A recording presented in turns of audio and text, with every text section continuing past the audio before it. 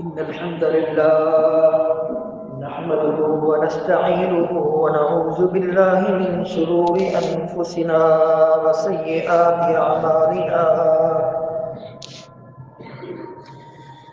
من يهده الله فلا مضل له ومن يضلل الله فلا هادي له.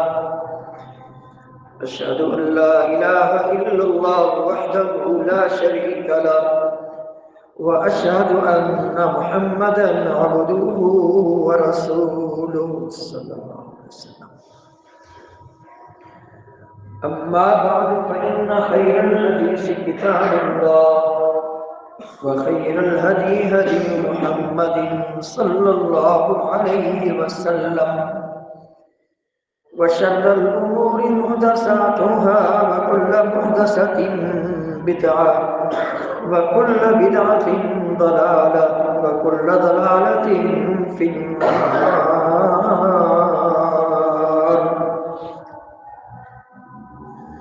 اللهم صل على محمد وعلى آل محمد كما صليت على إبراهيم وعلى آل إبراهيم إنك حميد مجيد.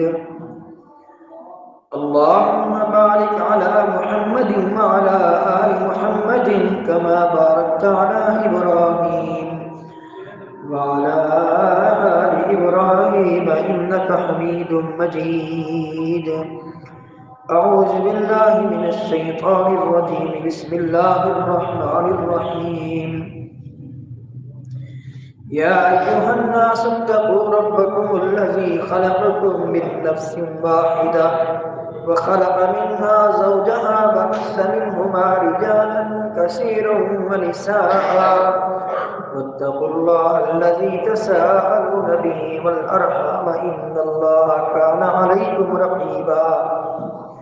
يا أيها الذين آمنوا اتقوا الله حق تقاته ولا تموتن إلا وأنتم مسلمون. يا أيها الذين آمنوا اتقوا الله وقولوا قولا سديدا يصلح لكم أعمالكم ويغفر لكم ذنوبكم ومن يطع الله ورسوله فقد فاز فوزا عظيما. قال الله تبارك وتعالى قل لن يصيبنا إلا ما كتب الله لنا هو مولانا وعلى الله فليتوكل المؤمنون.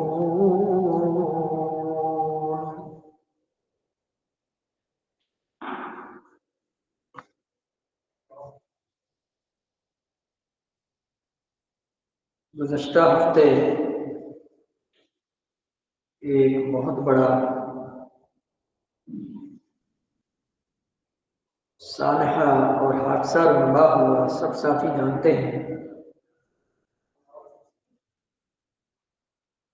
اربوں کا نقصان ہو گیا اور کئی اموات ہوئی۔ ابھی تک 70 سے 80 افراد لاپتہ ہیں، کچھ بھی ان کا پتہ نہیں۔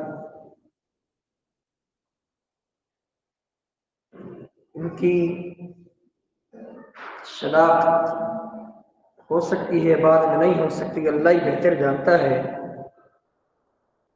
یقیناً یہ بہت بڑی آزمائش ہے کہ پورا کا پورا ایک پلازہ زمین بوس ہو گیا اور آگ کی نظر ہو گیا، اربوں کا نقصان ہوا۔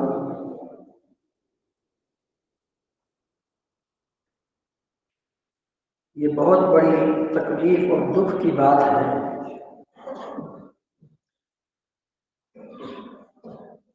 یقیناً اس طرح کے حادثات بہت بڑی پریشانی کا باعث بن جاتے ہیں۔ بس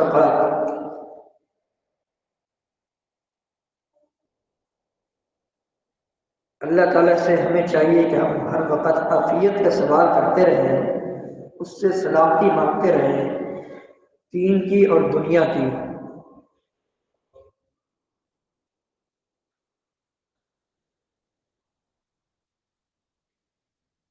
آج سے 1450 سال پہلے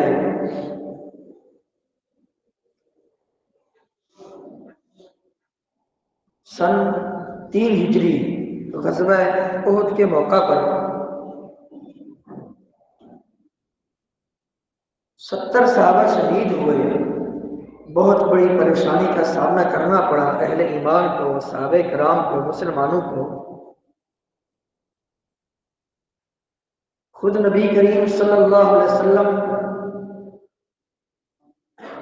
زخمی ہوئے، آپ کے دندان ٹوٹے۔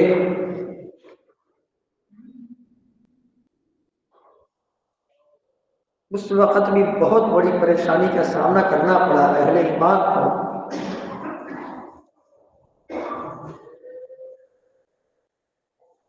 اس وقت صحابہ کرام رضوان اللہ علیہم اجمعین نے یہ سوچا انا ھذا، یہ کیسے ہو گیا، یہ کس طرح ہو گیا، اتنی بڑی پریشانی کا ہمیں سامنا کرنا پڑا کہ ہمارے 70 ساتھی ہم سے جدا ہو گئے، خود نبی کریم صلی اللہ علیہ وسلم زخمی ہو گئے۔ تو اللہ تعالیٰ نے اس وقت یہی جواب دیا تھا قل هو من عند انفسکم، قلتم ان ھذا قل هو من عند انفسکم ان اللہ علی کل شیء قدیر۔ اے میرے پیارے پیغمبر صلی اللہ علیہ وسلم، آپ فرما دیجئے یہ تمہارے اپنے نفسوں کی طرف سے ہے،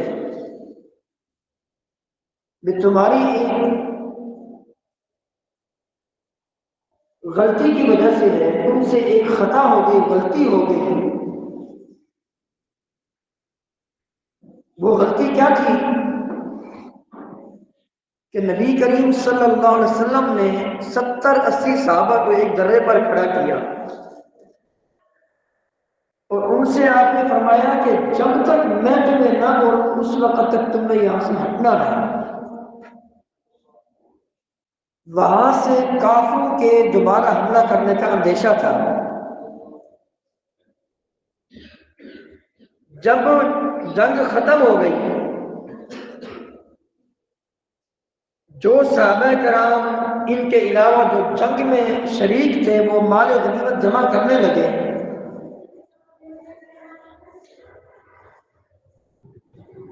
اب ان لوگوں نے یہی سوچا کہ اب تو جنگ ختم ہو گئی ہے، اب تو کفار اسوا ہو کر جا چکے ہیں، کیوں نہ ہم مال غنیمت جمع کرنے میں ان کا ہاتھ بڑھائیں۔ جبکہ آپ علیہ السلام نے کیا فرمایا تھا کہ تم نے یہاں سے ہٹنا نہیں، تم نے اس جگہ کو چھوڑنا نہیں۔ اب ہوگی ان سے غلطی، آخر ہوگی، انسان تھے، وہ فرشتے تو تھے نہیں۔ نبی کریم صلی اللہ علیہ وسلم کے صحیح بخاری کی حدیث کل بنی آدم خطاء، تمام اولاد آدم خطا کار ہیں، ان سے غلطی ہوگی، خطا ہو گئی۔ جیسے ہی انہوں نے وہ جگہ چھوڑی، پیچھے سے حملہ ہوا جس سے صحابہ کرام کو اتنی بڑی تکلیف کا، پریشانی کا سامنا کرنا پڑا، نقصان اٹھانا پڑا۔ تو اللہ تعالیٰ نے وہاں یہی بات بیان فرمائی قل هو من عند انفسکم، یہ تمہارے اپنے ہاتھوں کی کمائی کی وجہ سے۔ آج بھی جو ہمیں اتنا بڑا نقصان ہوا اسی ہفتے میں، ہم سوچیں کہ کیوں ہوا۔ اللہ تعالیٰ گویا کہ یہ بتانا چاہتا ہے ان اللہ علی کل شیء قدیر، اللہ تعالیٰ ہر چیز پر قدرت رکھنے والا ہے۔ اب جتنے بھی اس مارکیٹ کے لوگ تھے وہ سوچیں، ہر روز وہ 5 وقت نمازیں بجماعت پڑھتے تھے، اور ضمن یہ بھی ہمیں سوچنا چاہیے کہ اللہ نہ کرے یہ آزمائش ہمارے اوپر بھی آ سکتی ہے۔ اللہ تعالیٰ سے ہمیشہ عافیت مانگے، سلامتی مانگے، دین کی اور دنیا کی۔ گویا کہ اس اتنے بڑے سامنے نے ہمیں یہ بتا دی کہ دنیا عارضی ہے، یہ ہمیشہ نہیں رہنا، یہ کاروبار یہ عارضی ہے، یہ زندگی عارضی ہے، یہ اللہ نے ہمیں امانت دی ہے۔ کل من علیہا فان ویبقی وجہ ربک ذو الجلال والاکرام، جو کچھ زمین پر موجود چیزیں سب نے فنا ہونا ہے، ختم ہونا ہے۔ کل یہ ہنستا بستا یہ پورا پلازہ تھا، اتنی بڑی مارکیٹ تھی، کروڑوں کا یہاں کاروبار ہوتا تھا، آج دیکھ لیں۔ گویا کہ یہ ہمیں بتا دیا کہ دنیا بھی اسی طرح ختم ہو جائے گی، یہاں دماغ نہیں، ہمیں اس کی نہیں۔ صحیح بخاری کی حدیث نبی کریم صلی اللہ علیہ وسلم نے اپنے پیارے صحابی عبداللہ بن عمر رضی اللہ تعالیٰ عنہ کے یہ نصیحت فرمائی، کن فی الدنیا کانک غریبا وعابر سبیل، دنیا میں ایسے رہو جیسے تم اجنبی ہو، تمہیں کوئی جاننے والا نہیں، یہ ایسے بن کے رہو کہ تم یہاں مسافر ہو، تمہاری منزل آخرت ہے۔ تو ہمیں ہر وقت اپنے دل و دماغ میں یہ بات بٹھاتے رہنا چاہیے کہ ہم نے یہاں ہمیشہ نہیں رہنا، یہ جہان عارضی ہے، یہ جہان ختم ہونے والا ہے، یہ ساری کی ساری دنیا کی چیزیں ختم ہو جائیں گی۔ وما هذه الحیات الدنیا الا لهو ولعب وان الدار الاخرة لهی الحیوان لو كانوا یعلمون، یہ دنیا یہ کھیل اور تماشا ہے، جو زندگی ہے جو کہ ہمیشہ کی زندگی ہے، حقیقی زندگی ہے، وہ آخرت کی زندگی ہے۔ وان الاخرة لهی الحیوان لو كانوا یعلمون، کاش کہ لوگ اس چیز کو جان لیں۔ تو ہمیں یہ ذہن ہمارا بنانا مقصود ہے، مقصد ہے کہ یہ دنیا عارضی ہے۔ فما اوتیت من شیء فمتاع الحیات الدنیا، اللہ تعالیٰ نے فرمایا جو کچھ تم دنیا میں دیے گئے دنیا کی زندگی ہے، دنیا کا سامان و سامان ہے، یہ دھوکے کا سامان ہے۔ وما الحیات الدنیا الا متاع الغرور، ہمیں اس زندگی میں رہ کر آخرت کی فکر کرنی ہے، آخرت کی تیاری کرنی ہے، جو ابدی جو ہمیشہ کا گھر ہے اس کی طرف ہمیں توجہ دینی ہے۔ تو اس وقت ہماری جو سب سے پہلی ذمہ داری ہم پر عائد ہوتی ہے وہ یہ کہ ہم اللہ تعالیٰ سے عافیت مانگیں۔ عافیت مانگنے کی وجہ سے اس طرح کی مصیبتوں سے اللہ تعالیٰ کے فضل و کرم سے بندہ بچ جاتا ہے۔ صبح و شام کی دعاؤں کا اہتمام کریں۔ نبی کریم صلی اللہ علیہ وسلم کی جامع ترمذی کی حدیث، آپ علیہ السلام نے فرمایا جو بندہ صبح شام 3 بار یہ دعا پڑھ لیتا ہے دنیا کی کوئی چیز اسے نقصان نہیں پہنچاتی۔ صبح اگر پڑھے گا شام تک وہ سیف رہے گا، محفوظ رہے گا آفات سے، مصائب و آلام سے، اور اگر شام کو پڑھے گا صبح تک محفوظ رہے گا۔ وہ دعا کون سی ہے یاد کرنی چاہیے ہمیں۔ بسم اللہ الذی لا یضر مع اسمہ شیء فی الارض ولا فی السماء وهو السمیع العلیم، اس اللہ کے نام سے صبح کرتا ہوں، اس اللہ کے نام سے شام کرتا ہوں، جس کے نام کے ساتھ دنیا کی کوئی چیز نقصان نہیں پہنچا سکتی، وہی سننے والا ہے، وہی جاننے والا ہے۔ فرمایا جو بندہ صبح یہ دعا پڑھے گا شام تک وہ سیف رہے گا، محفوظ رہے گا۔ جو شام یہ دعا پڑھے گا صبح تک وہ بندہ محفوظ رہے گا۔ ہمیں گھر سے نکلنے کی جو دعائیں ہیں وہ دعائیں پڑھنی چاہیے، گھر میں داخل ہونے کی دعائیں صبح شام کے اذکار پابندی سے پڑھنے چاہیے، یہ ہماری ذمہ داری ہے۔ احتیاطی تدابیر کے ساتھ ساتھ یا یہ بات بھی ذہن نشین رہے، احتیاطی تدابیر کو کبھی فراموش نہ کیا جائے، کبھی نہ چھوڑا جائے، اور بس اوقات بندے کی اپنی غفلت کی وجہ سے اسے بہت بڑی پریشانی کا سامنا کرنا پڑتا ہے۔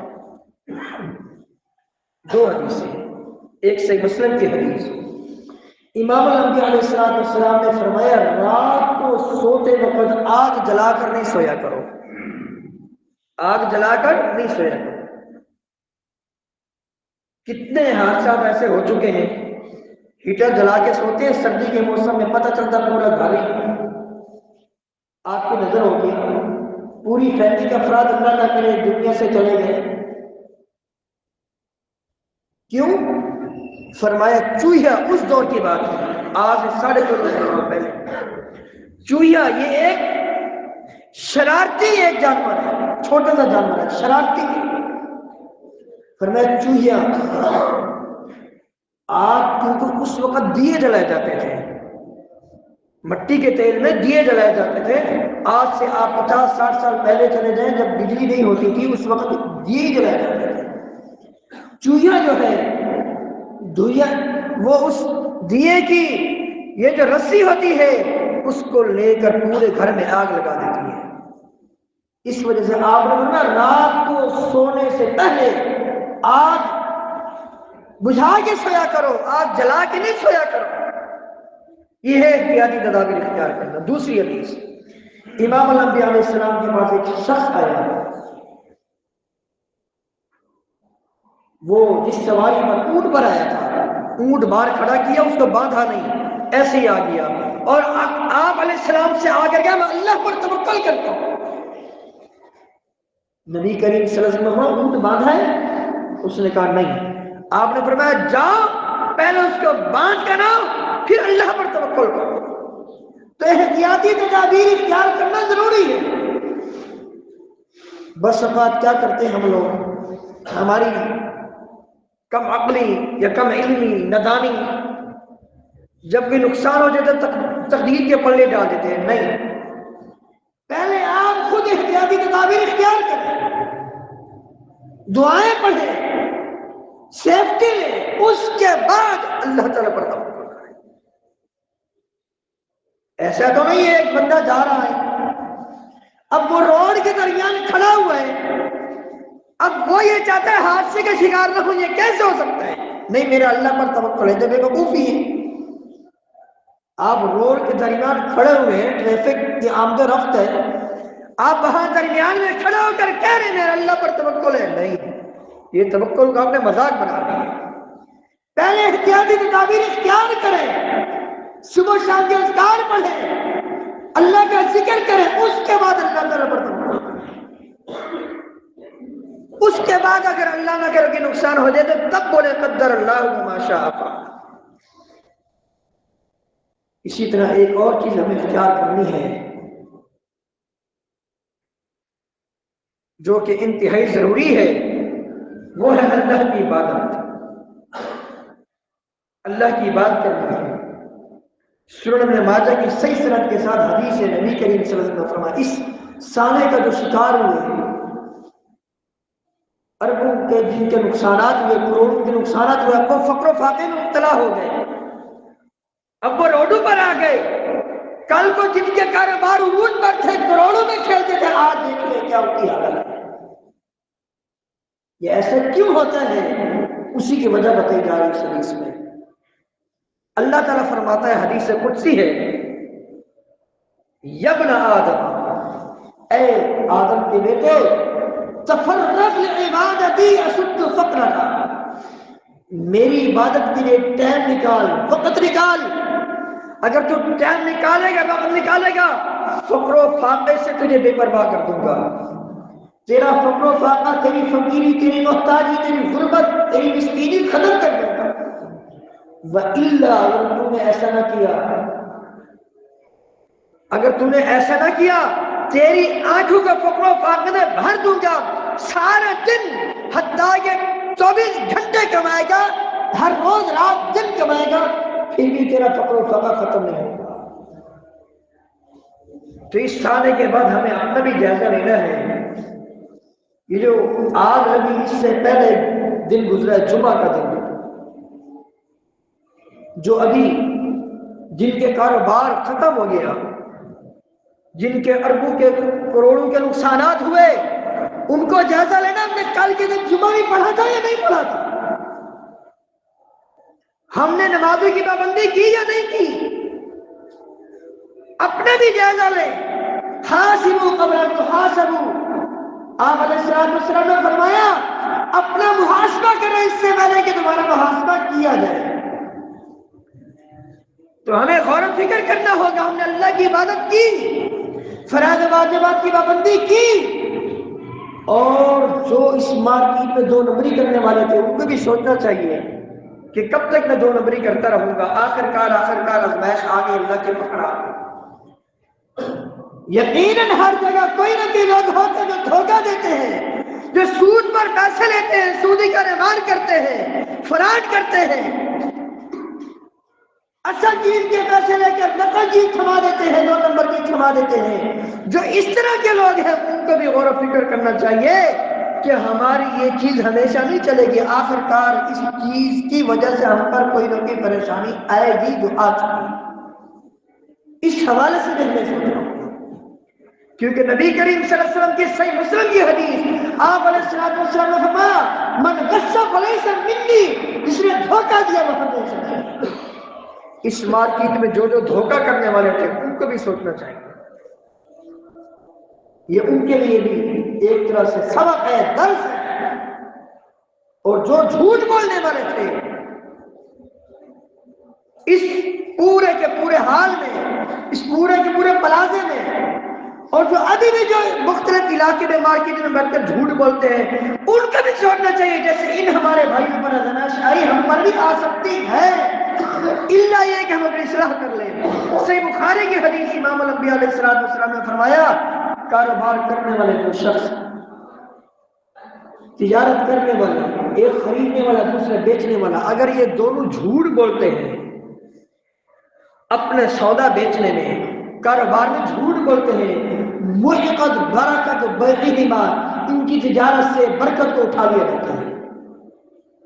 جو عیب ہے، جو چیز بیچ رہے ہیں اس میں جو عیب ہے، جو نقص ہے، اگر چھپاتے ہیں اور جھوٹ بولتے ہیں، چیز 2 نمبر ہے 1 نمبر کہہ کر دے دیتے ہیں، یہ جھوٹ ہے۔ اور جو چیز میں نقص ہے، جو عیب ہے، جو کمی ہے، اس کو چھپاتے ہیں، محقت برکت بیعہما، ان کی تجارت سے برکت ختم ہو جاتی ہے۔ اور برکت ختم ہونے کا یہ بہت بڑا، یہ جو بہت بڑی ایک چیز ہمارے سامنے آئی، یہ برکت ختم ہونے کی نشانی میں سے نشانی ہے کہ چلتا ہوا کاروبار ختم ہو گیا، ٹھپ ہو گیا، یہ برکت کے ختم ہونے کی علامت ہے۔ اور فرمایا بَإِنْ صَدَقَ وَبَيَّنَ بُورِكَ لَهُمَا فِي بَيْعِهِمَا، اگر یہ سچ بولتے ہیں، فرار نہیں کرتے، دھوکہ نہیں دیتے، جھوٹ نہیں بولتے، وَبَيَّنَ، اور چیز کو کلیئر بتا دیتے ہیں، بھائی یہ چیز اس طرح ہے، اس کے یہ پیسے ہیں، کلیئر انداز میں بتا دیتے، جو اس میں عیب ہے، جو نقص ہے وہ واضح کر دیتے ہیں، فرمایا ان کی تجارت میں برکت ہوگی، اللہ تعالیٰ کی طرف سے سیفٹی بھی ملے گی اور برکت بھی ہوگی۔ ابھی جو سامنے ہو چکا ابھی اس وقت ہماری ذمہ داری ہے، جو ہمارے بھائی اس مصیبت میں مبتلا ہوئے، جو دنیا سے چلے گئے، ان کے بارے میں یہ حدیث ہے، نبی کریم صلی اللہ علیہ وسلم نے فرمایا الحریق شہید، جو جل کے فوت ہوتا ہے وہ شہید ہے۔ اگر وہ متبع سنت تھے، اگر وہ موحدین تھے، اگر وہ اہل توحید تھے، یقیناً وہ شہید ہے انشاءاللہ، کیونکہ آپ علیہ السلام نے واضح طور پر فرمایا الحریق شہید، جو جل کے فوت ہوتا ہے وہ شہید ہے، تو ان کے لیے ہمیں مغفرت کی دعا کرنی چاہیے، اور جو زخمی ہیں ان کے لیے دعا کرنی چاہیے، اللہ تعالیٰ ان کو شفا کاملہ عطا فرمائے۔ اور جو جن کے کاروبار ٹھپ ہو گئے، ہم سب کو خاص کر تجار کو آگے بڑھنا چاہیے، ان کا ساتھ دینا چاہیے، ان کے ساتھ تعاون کرنا چاہیے۔ صحیح بخاری سے مسلم کی حدیث، امام الانبیاء علیہ السلام نے فرمایا مثل المؤمنین فی توادہم وتراحمہم کمثل الجسد الواحد، مومنوں کی مثال آپس میں محبت کی، رحم دلی کی، ایک دوسرے پر شفقت کرنے کی، ایک دوسرے پر ترس کھانے کی، ایک جسم کی طرح ہے۔ جیسے انسان کے سر پر درد ہوتا ہے، بخار ہوتا ہے، فرمایا پورا جسم اس کا ساتھ دیتا ہے، بے آرامی کے ساتھ اور جاگنے کے ساتھ۔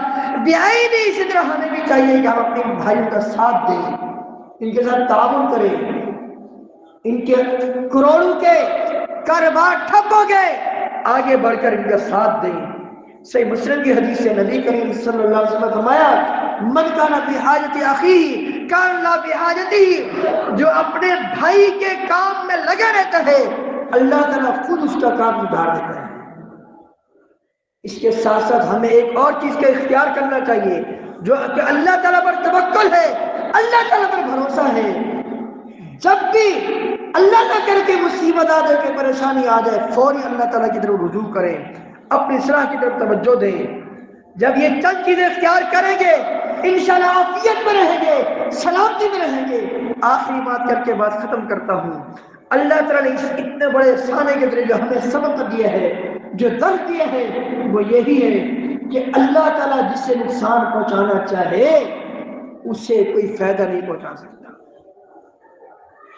اللہ تعالیٰ کا فرمان اِن یمسسک اللہ بضر فلا کاشف لہ الا هو، اگر اللہ تعالیٰ آپ کو کوئی نقصان پہنچانا چاہے، اس ان یمسسک اللہ بضر فلا کاشف لہ الا هو، اسے ٹالنے والا کوئی نہیں۔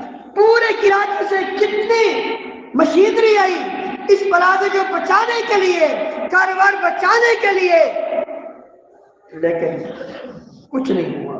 کیوں؟ اس لیے کہ جسے اللہ رکھے اسے کون چکھے، اور جسے اللہ تعالیٰ دبا دے اسے کوئی دنیا کا کوئی شخص سے بچا نہیں سکتا۔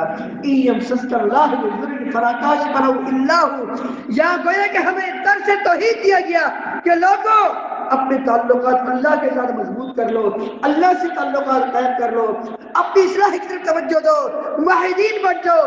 اپنے رب کے ساتھ جب تمہارا تعلق مضبوط ہوگا، یقیناً اگرچہ موت آنکھوں کے سامنے نظر آ رہی ہوگی، اللہ تعالیٰ وہاں سے بھی تمہیں نکالے گا، جیسے موسیٰ علیہ السلام کو نکالا۔ پیچھے فرعون ہے، آگے دریا قلزم ہے، اللہ نے نکالا۔ سیدنا ابراہیم علیہ السلام کو کے لیے آگ کو گلزار بنا دیا۔ وہ 3 رشاش جو بنی اسرائیل کے تھے، جو غار میں پھنس گئے تھے، 3 کو اللہ تعالیٰ نے اپنے خاص حکم سے نکالا، مصیبت سے نکالا۔